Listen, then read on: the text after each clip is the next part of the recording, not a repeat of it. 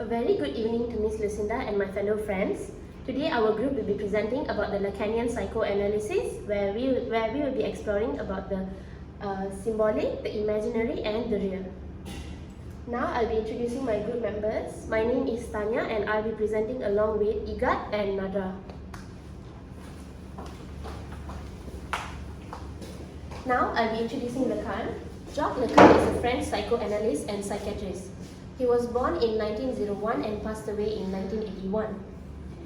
Jacques Lacan created the Lacanian psychoanalysis, which was influenced by Sigmund Freud and wanted to improve the Freudian concept by arguing that identity is not fixed but shaped by desire, lack, and language. Now let's look at the Lacanian psychoanalysis key concepts. First is the mirror stage, which is the foundation. It is how we first see ourselves as separate individuals. For example, when a baby looks at himself in the mirror, he sees a perfect image.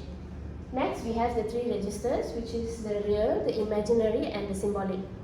The real is what can't be fully understood. The imaginary is our fantasies and images. And the symbolic is rules, language, and society. Relevance of psychoanalysis to film. The purpose is to explore hidden meanings in characters and stories. How we look at things like identities, fantasies, and deeper messages in visuals and dialogue. For example, if a movie uses certain props and certain colors in a movie, it is meant for us to find the hidden meanings or messages in the movie.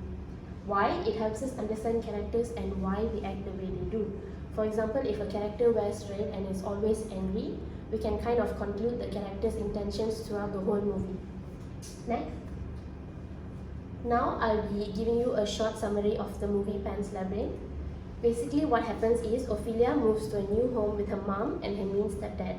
And then she finds a magical maze where she meets this strange creature who tells her to perform 3 tasks in order to become a princess. Ophelia stays brave until the very end, even though things get dangerous.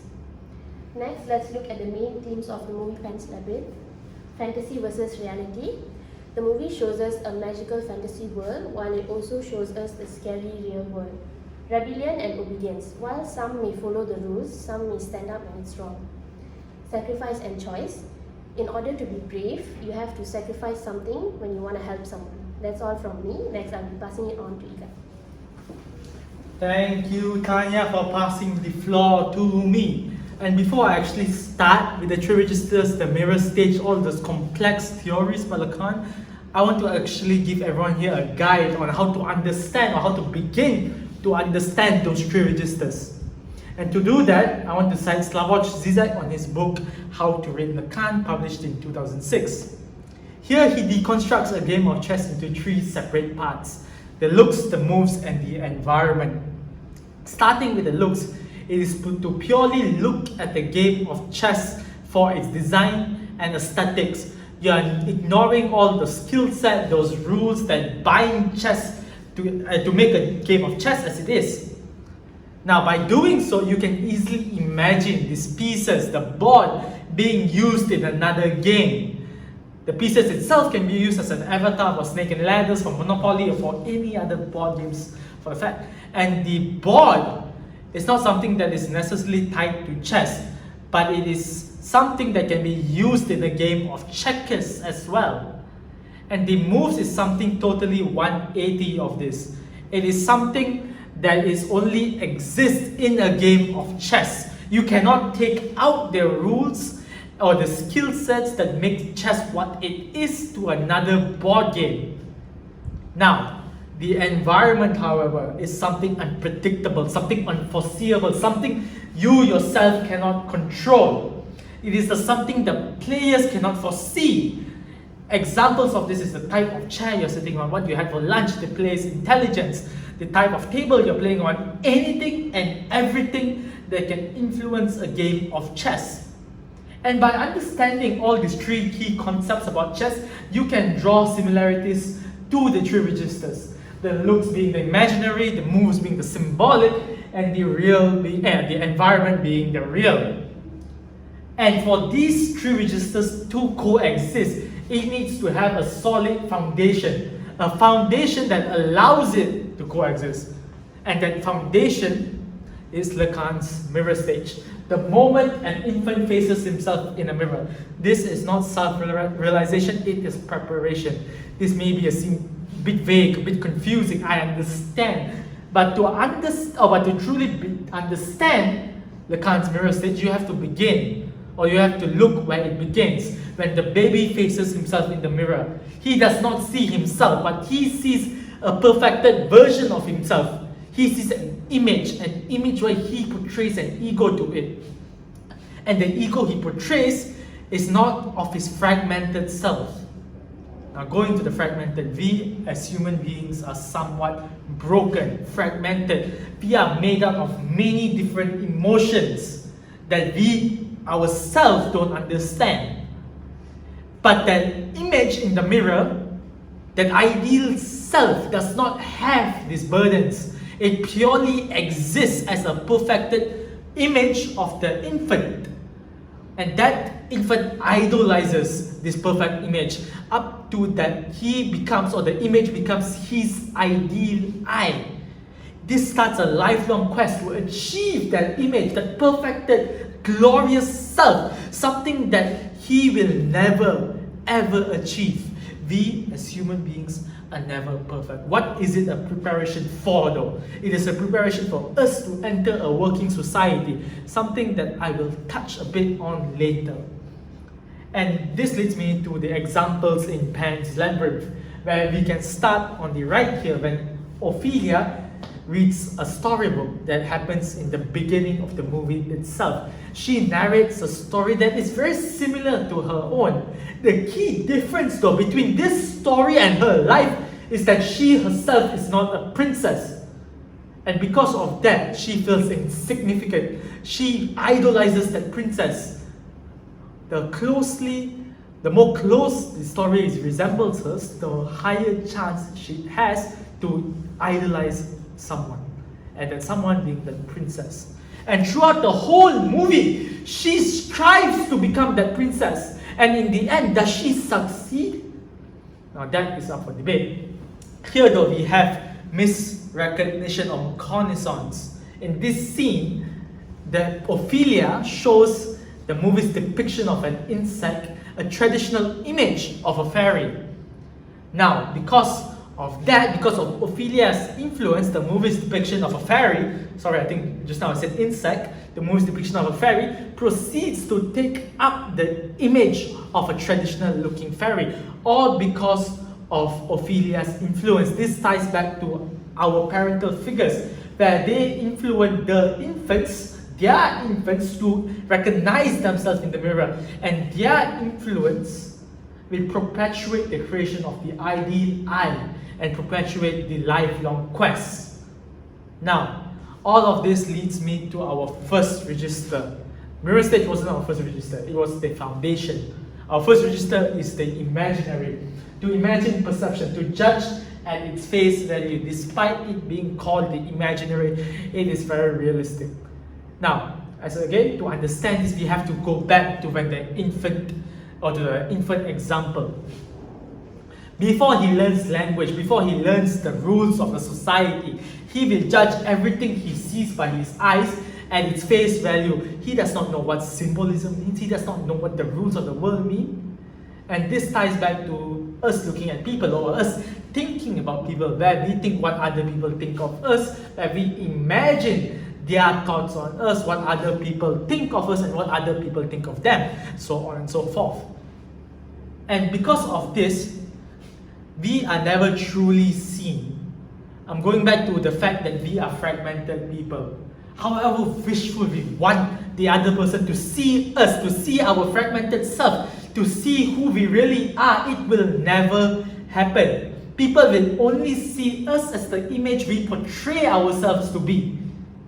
Now, again, this is not meant to be negative. Lacan is preparing us when we go into a society to face this fact, to face that we will never be judged by who we truly are, but instead the image we portray ourselves. And in Pan's Labyrinth, this is very clear with the three monsters.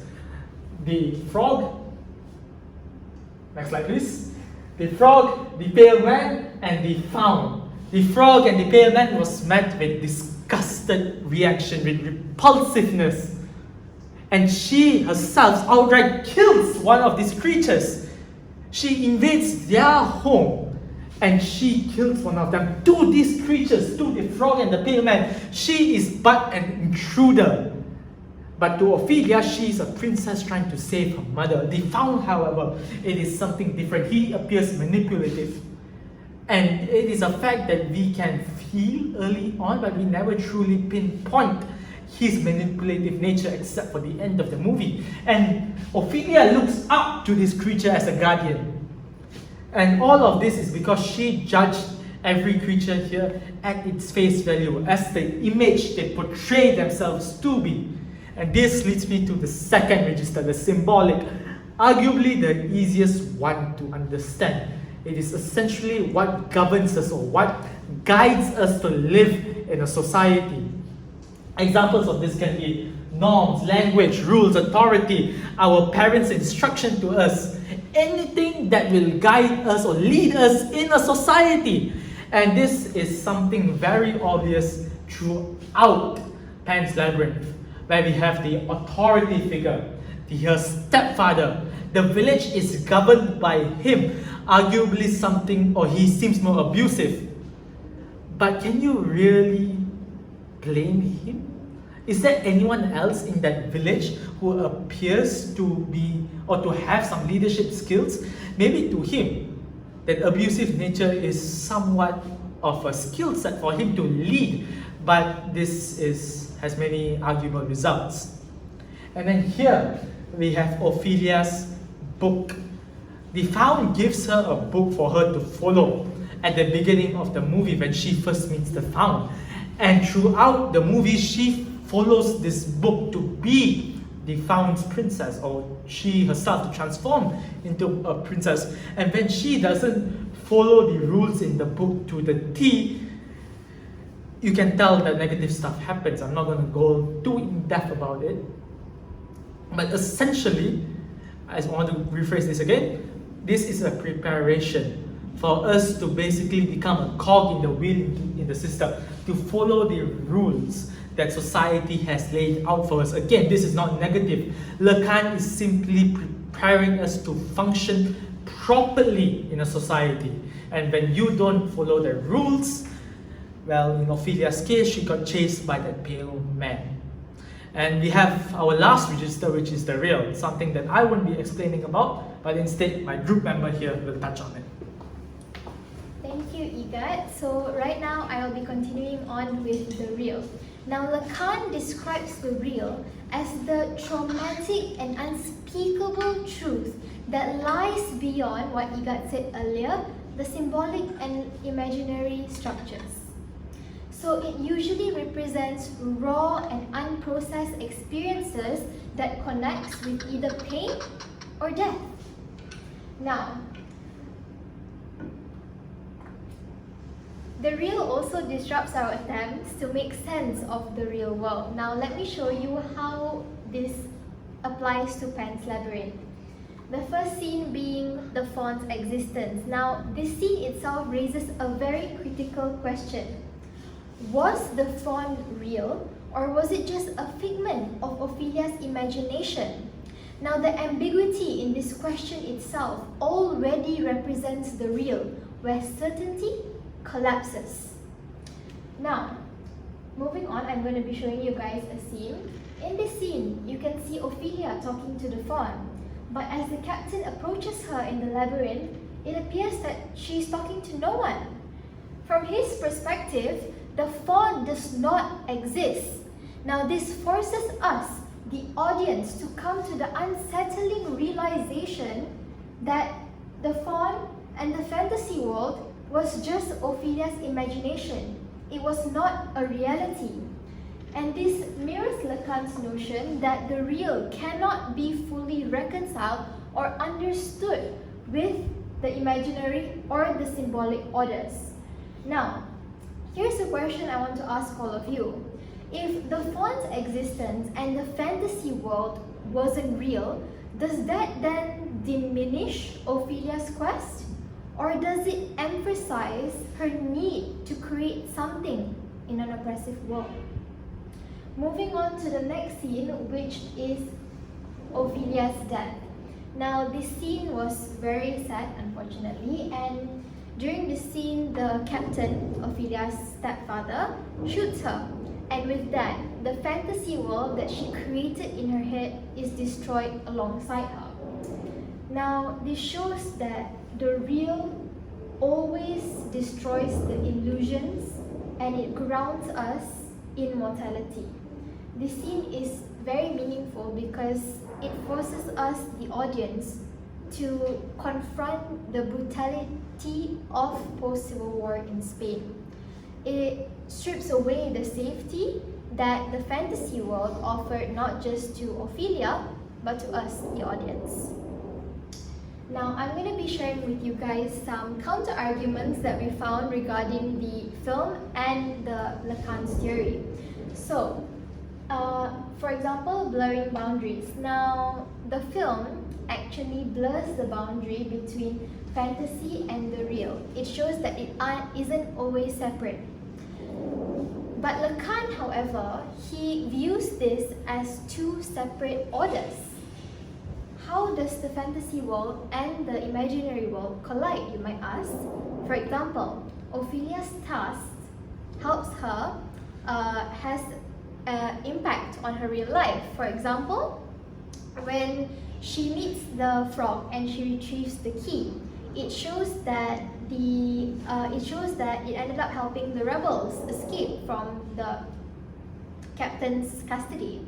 And even when she meets the pale man and the fawn told her, "Don't eat the grapes," she ends up eating the grapes, and what happens?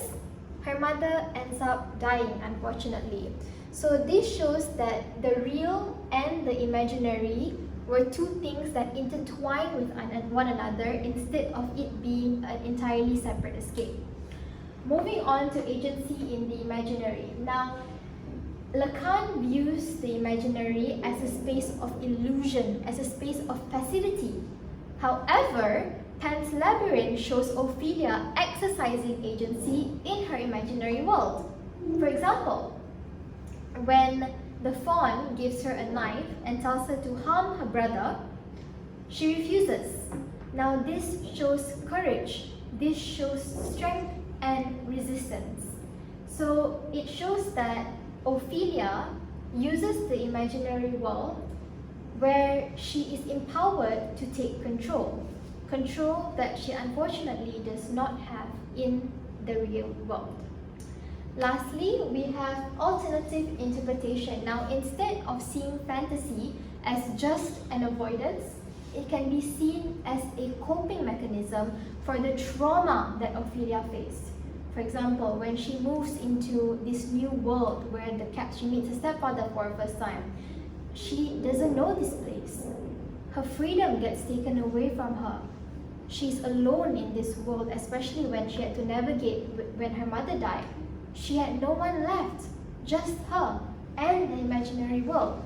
So this shows that this fantasy world and Ophelia's imagination actually helped her confront and process the real rather than just avoid it. So like I said, it is a coping mechanism that ends up helping her in the real world. Now, in conclusion, Lacan's theory helps us understand films, especially ones that portray trauma, identity, and fantasy. His key concepts of the symbolic, the imaginary, and the real, it helps us analyze films, and it shows how films depict the meaning and the layers of understanding that we see, especially in films that portrays that is either fantasy or horror. Now, psychoanalysis itself, like I said earlier, it helps us generally have a deeper meaning of the films we watch. Most of us, we tend to watch films just to enjoy for entertainment, but it helps us understand the layers of the meaning between it. Now, I'm going to be ending this presentation with a question that I want to ask all of you. How much of what we see in our everyday lives is actually shaped by our own relationship with the symbolic, the imaginary, and the real. That is all from us. Thank you very much. 20 seconds. References.